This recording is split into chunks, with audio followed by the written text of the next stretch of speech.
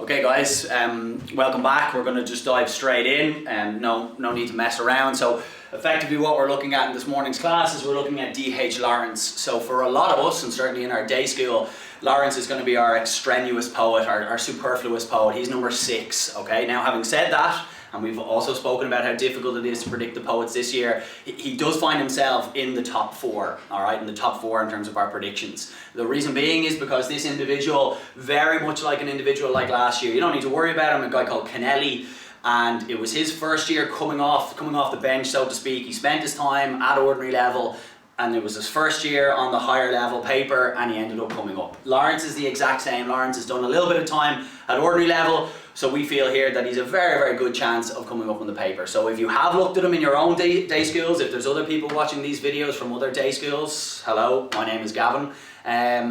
Hopefully you'll find this helpful. And then also for my own students, again, do not reject this offhand, reject this individual offhand. I really think, as we said, he's a viable choice. He's a really good option to have in our arsenal. Maybe not top 4, but certainly as a 5th one. If we're not looking at Niquillanon, for example, or we're kind of rejecting Dickinson because of the nature of her poetry, well then Lawrence, again, to use that analogy, comes off the bench and into our top 4 or 5, all right? So what we're going to do in today's class, and certainly getting back into poetry, is we'll have a little bit of an overview of Lawrence, of the 6 poems that we're going to look at, the fact that how we're going to link the poetry together, because we tend to go point by point here in this school.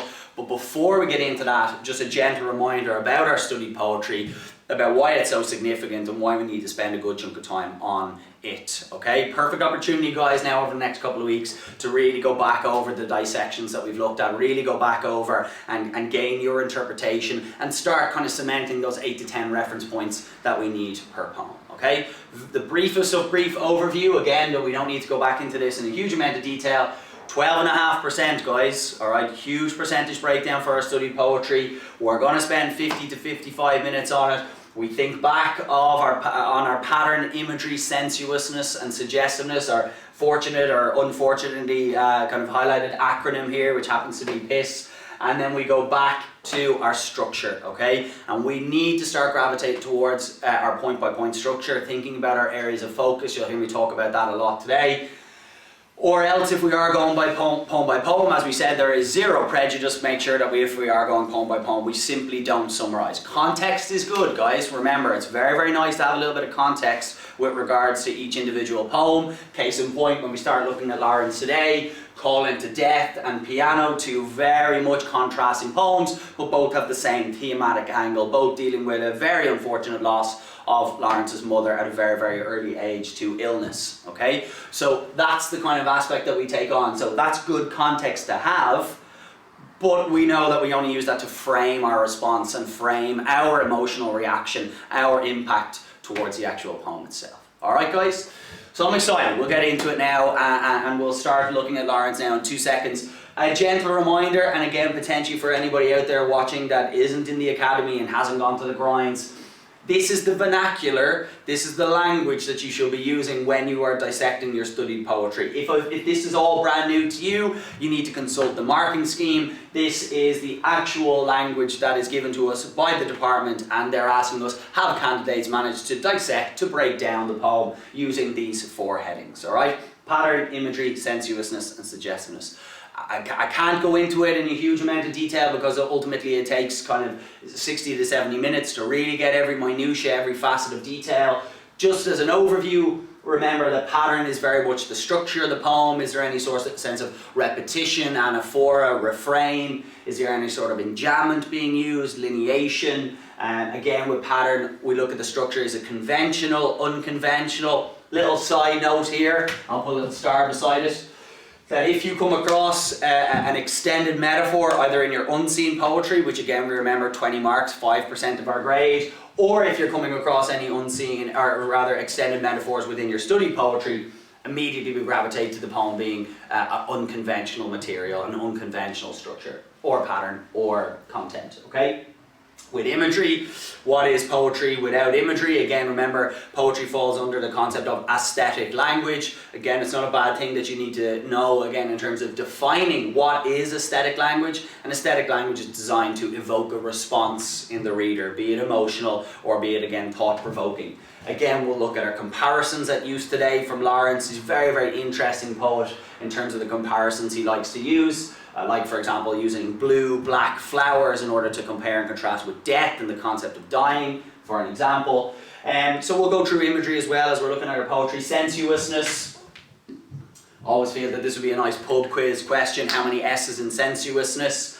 Sensuousness, guys, is our response to the poetry. Is it visual, aural, tactile, olfactory if we get a sense of cut grass, flowers, smell, and then gustatory if we get a particularly delicious poem, if we can taste the material on the page, and that'll be our sensuousness, and that'll all culminate again with regards to our suggestiveness. What is the poem saying to us as readers? Okay, so that is our brief overview. These are the things that we should be thinking about when we're dissecting our poetry. Again, remember, and this is something I'll deal with in one of the later videos today when we start looking at past paper questions from Lawrence. Purely constructed past paper questions, I might add, because obviously he hasn't cropped up on our paper at all.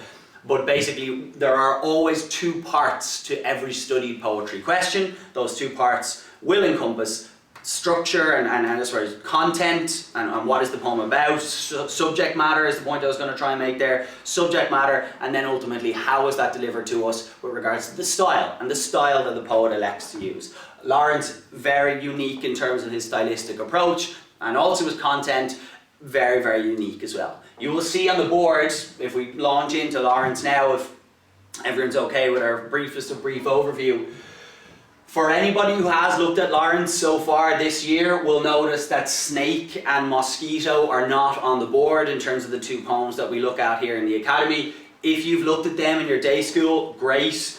Again, just mentioning them very briefly, two great poems, naturalistic imagery, naturalistic poetry, really, really good to use, and also you can clearly link them together because of the nature of both of the poems. I've elected not to go through them here because I've tried to ground Lawrence more in kind of the social commentary, more in terms of his personal approach, his narrative approach to his poetry. So I've rejected those two. That's not to say that you should reject them. Again, if you have them there, it's an excellent link to use. You can bring in the sensuousness of his work, the imagery that's being used as well. Those are possible ideas that you might link in as well. I've gone with, and the six I've gone with, again, if we can make this kind of chicken scratch, that is my writing out on the board.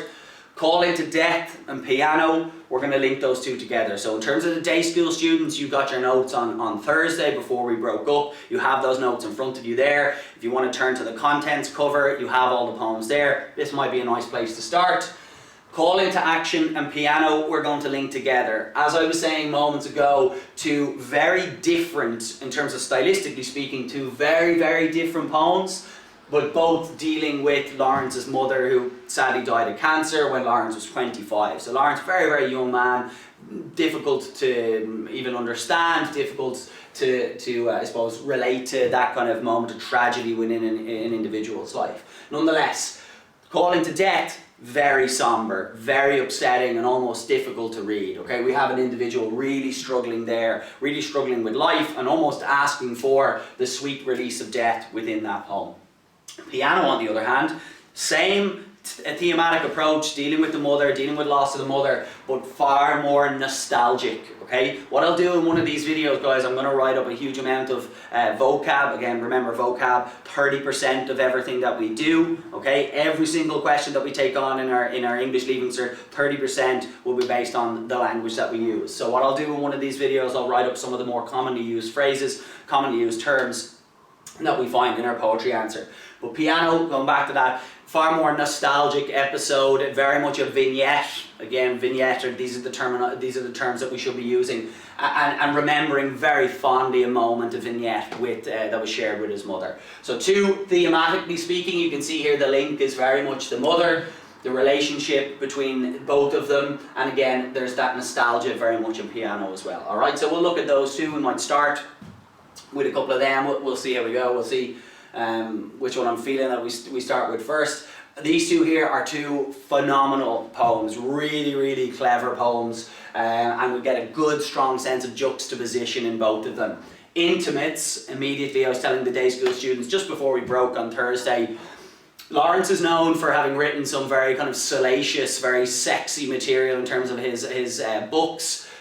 Some of his books were actually banned for a significant period of time. So when we come across a poem called Intimates, we immediately have kind of connotations associated with that term. However, what we get in that poem is very, very different. It's a very, very humorous poem, and we'll look at that. I find it funny. I'm not expecting you guys to find it funny, obviously, because you're normal. You're 6-year students, you're normal individuals. So Intimates we will have a look at. We might start with Intimates, and then Trailing Clouds. As an individual who's a pretty recent enough parent myself, I think this is an excellent poem as well. It totally inverts the status quo, what's expected of a new parent and how they're supposed to behave versus ultimately how we actually behave. You can see it on the camera there, the bags under the eyes. That's exactly relating to Trailing Clouds and relating to being a parent, alright? But very much social commentary. That's what I love in poetry, when poets very much turn the magnifying glass on society and societal expectations. That's exactly what Lawrence does within these. Good strong sense of humour and the juxtaposition between even the titles themselves and the actual content. But we'll talk about that when we get into it. And finally, we'll look at these two poems here. Now, for Lawrence, a man who dies in 1930, these poems were certainly Bavarian Gentians was produced in a collection called Last Poems. And there's a good strong sense of finality to anytime you include the word last in anything, you get a good sense that this is, again, there's a sense of finality, there's a sense of closure. Lawrence produced an anthology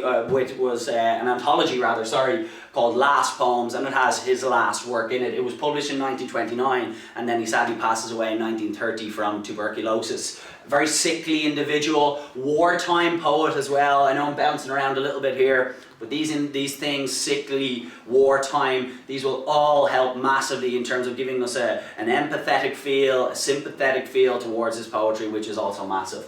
But in Hummingbird and Bavarian Gentians, what we get is very much the grandiose, very much the big subject matter of life and death. Again, dying as well. We get a very interesting classical myth here, being a classicist myself. The myth of Ceres and Persephone, which a lot of us out there watching will remember from our work on Boland and the pomegranate. The exact same myth being used. So hopefully that kind of wades through what I would say is two of the arguably more difficult poems that are done from, or that are produced from Lawrence, alright? We'll get creativity, we'll get life and death within that. So those are the 6 poems that we're going to look at. We might take on a 7th depending on how we go, but we'll ultimately start with them anyway. We'll start trying to explore those areas of focus. Here are our areas of focus. Okay, when we're trying to prove our point, we're going to try and prove to the examiner, this is what the poet talks about, and then stylistically speaking then, how does he put that information across? And that's ultimately how we go about it. Alright? So guys, that's our overview. Those are our 6 poems. We're going to launch into Lawrence straight away. For those of us with the notes in front of us, I'm going to ask you guys to jump to page 29 of the notes, and we're going to start with Intimates. For those of us who do not have the Academy notes in front of us, if you're not in the grinds or in the day school, I would encourage you to take out whatever poetry book you're using in your day school. Those poetry books are very good by and large. They serve a purpose, certainly just even to have the poems in front of us, which are great. So we'll have a little look when we find the poem Intimates. And again, if it's a case that you don't have your poetry book, if we were making a mad dash and a mad scramble on Thursday and we didn't manage to pick up the information that we needed in terms of this prolonged period at home, it's very easily Google. If you just stick it into Google, if you stick in D.H. Lawrence and Intimates, you'll get the poem in front of you there. Okay, so pause for 2 seconds just for allow us to either find the page or again have a little Google of that. All right.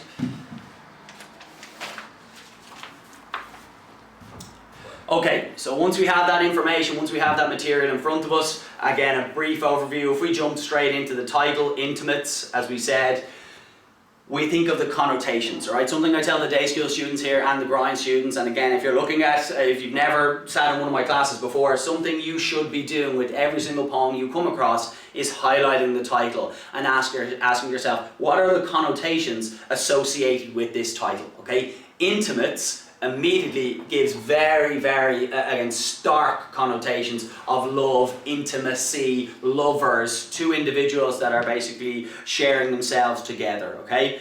And what's ironic and what's humorous about this poem is that that's absolutely the complete opposite of what we get here, okay? So every single time, again, what do we need to take from a poem? We need about 8 to 10 reference points from each individual poem. We're looking to try and write 5.25, maybe even a little more than that for the very, very good students in terms of our actual Leaving Cert in June. Okay, so you need to take 8 to 10 reference points. The way I dissect the poem here, it's ultimately at the end of the poem, it's carte blanche, it's totally up to you, you take from it what you want. However, I would say, and it's easy, one of those 8 things should be our title. Okay, and intimates discussed what are the connotations, and then you could respond with, found it terribly interesting, the stark juxtaposition between the connotations that are created by our title versus what we ultimately perceive and read within the content. It's a nice little one-liner to use, guys. Again, because we're actually afforded the opportunity here of getting things down on camera, feel free to go back, watch it again, jot down the little one-liner yourself and change it, you know, shape and mold it, and a lot of what I say will be malleable, you know, you take on board what I'm saying and then use your own vernacular, chop and change it a little bit, but that's a nice little one-liner to begin with. Let's have a look at the poem, okay? Don't you care for my love, she said bitterly. So immediately we have a single line stanza at the start. It sets up the premise of the poem. It's a great little one-liner. I'll go through all of it and then we'll revert back, okay? Don't you care for my love, she said bitterly. I handed her the mirror and said, please address these questions to the proper person, exclamation point. Please make all requests to headquarters, exclamation point. In all matters of emotional importance, please approach the supreme authority direct, exclamation point, and a little dash there after that second stanza. So I handed her the mirror, and she would have broken it over my head, but she caught sight of her own reflection, and that held her spellbound for 2 seconds while I fled. So you have, again, I can almost hear us all laughing at home. Kowser said it's going to be incredibly humorous, and of course, well, I'd never steer you wrong. It's hilarious. The poem itself, though, guys, all right? We start with our title, Intimates. We immediately go into this vignette, as I discussed. I'll write it on the board in terms of our little bit of the spelling. So our vignette is, aside from being an Instagram filter, is a snapshot. It's a moment in time, a moment in history, and that's what we get here. We see a snapshot of this interaction between these two individuals.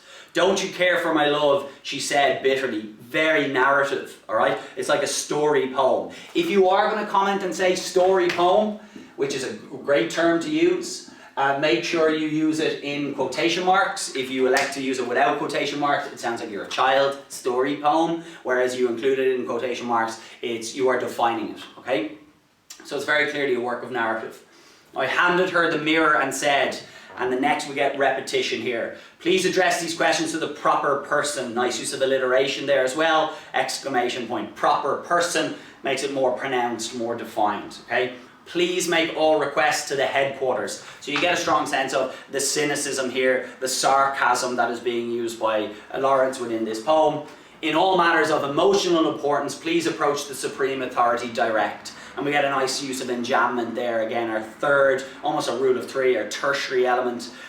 Please approach the supreme, superlatives, dramatic language, authority, again, superlatives, dramatic, direct, and then there's that exclamation point as well. If Lawrence is not one of your top 4, I'd imagine Frost probably is. And if we think back to our time spent on Frost, exclamation points, add in that conversational tone, add in a loudness as I'm shouting down the camera here, add in a loudness to the speech, okay? And the final stanza, so I handed her the mirror, very reflective here. It's almost this magnanimous speaker, you know, that he's not in the wrong at all, which is very interesting, again, as an individual in a relationship, again, there's always one person who's right and one person is wrong, and that person is invariably, I'm always the individual who's wrong. So in the sense here, so I handed her the mirror, again, you have that magnanimous, no, you take the mirror there. And she would have broken it over my head. Nice use of and. It gives it pace, it gives it speed, it creates tension and suspense for us as readers, what's going to happen. But she caught sight of her own reflection, and that held her spellbound for 2 seconds while I fled. Now there's 2 things to make from our last 3 lines here. The day school students will hopefully remember that typically the last 2 to 4 lines of every poem that you look at on higher level Leaving Cert poetry tend to be the most significant, the most revealing lines. In this poem here, it's no different. When this individual catches sight of her own reflection, it's another kind of polemic, it's almost didactic in a sense, kind of teaching through humour, that this person has this element of narcissism, that this individual goes to smash the mirror over the other lover's head, the other intimate's head, but catches sight of her own reflection. So again, it's another slight, it's another dig against the female figure within this poem. The interesting element as well within the last 2 to 4 lines is, while I fled, is the final line by itself. So that's kind of interesting and humorous as well, because it's a very much immediate as well, and it's kind of humorous as well that the individual flees the room, potentially the relationship, okay? So that's our first poem in terms of intimates. It's very conversational. Let's look at our 3 T's, guys, that we try and remember. Again, if you haven't heard this concept before, in studied poetry, what we need is 3 T's: theme, tone, and techniques. The techniques are there. I've kind of alluded to a lot of them. Structurally speaking, pattern-wise, very conventional, aside from that introductory single line by itself. Content-wise, very conventional also. It is that story poem, that narrative element that's contained within it, alright? Tonally speaking, it's humorous, it has that macabre, dark humour, but again, tonally speaking, it's almost crass. You have that kind of interaction between the two there. It's jarring, it's upsetting, again, it's jarring in the sense that it doesn't fit in with our title as well. Mood is interesting, because mood is twofold, and you remember the mood of the poem versus the mood of how we feel, 2 very different things. The mood of the poem here is one of upset. Again, these are 2 individuals, intimates, that are having an argument. Completely different how we feel when we read it. Again, there is that sense of humour as well. Thematically speaking, we have here very much social commentary. Societal expectations is something we mentioned before. How are people expect to behave when they're together versus in reality, how do they behave, okay? Those are our thematic angles, the societal expectations, the relationship element. That's theme, tone and mood discussed already, and the techniques are clearly all there, alright?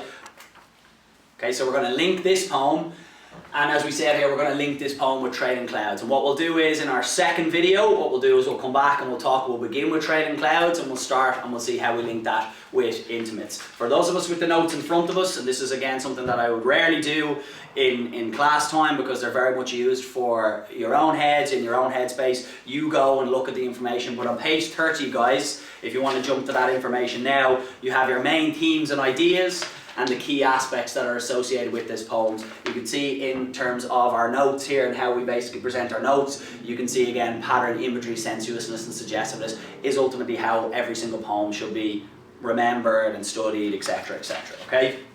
There's a couple of poems there, or a couple of points rather, sorry, in terms of this poem. The poet explores human relationships, specifically a relationship between a man and a woman, hence the title. As such, it could be termed a love poem, but what emerges is a clear division and conflict between the man and woman, and in our concept of our title, the concept of intimates there as well, okay? Guys, I'm not going to read the notes to you, it's not story time with Gavin Cowser, but what I would say is, again, if you have the notes in front of you, have a little look at those. The first place to start with this will be to dissect it in that regard, have an understanding about what the poem is, and then potential links as well. So what we'll do is we'll start video 2 of this week, certainly second class, almost Tuesday's class of this week if you will be very much beginning with Trailing Clouds. Alright, we'll talk then.